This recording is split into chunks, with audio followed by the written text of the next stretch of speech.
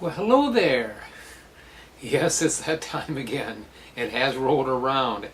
It is time for our weekly tarot and astrology reading here on this beautiful, well, kind of cloudy day here in South Florida, October the 13th of 2019. And as usual, I'm going to go over some Tarot de Marseille trumps, and then we're going to look at some astrology. Or actually, I think this week I'm going to mix it together because it's going to work pretty well that way. It is interesting. Do please stay tuned.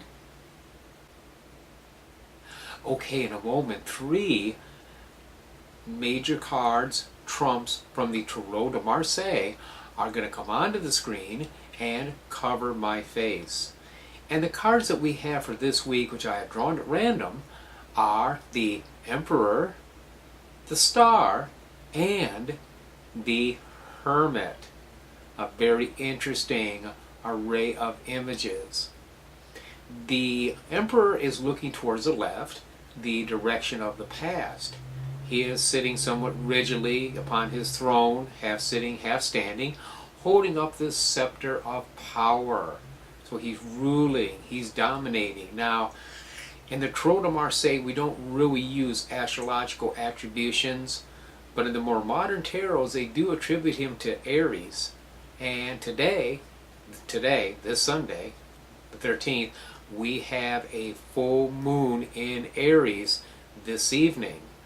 So that's an interesting correlation. That's a very powerful moon. It's not necessarily the best moon. It could lead to some stormy emotions, some strife, maybe some hassles. You kind of want to be careful how you handle people, over this next day or so. But still, it is the full moon. So if you make use of those, this is a good day for you. I personally don't. I prefer not to work on the full moon. I'll generally do my banishing stuff the day after. And so that's what we look at with the Star, is banishing. Getting rid of stuff. She's pouring out her cup. She has stripped away her clothing. She is kneeling. She is pouring out her cups. She is letting stuff go. Fits perfectly. That's what we do on a full moon or day after.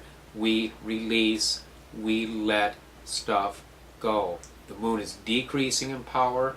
It's a time for the next 2 weeks to do any kind of banishing, any sort that you need to do, whether it's getting rid of people, getting rid of things, energy, situations.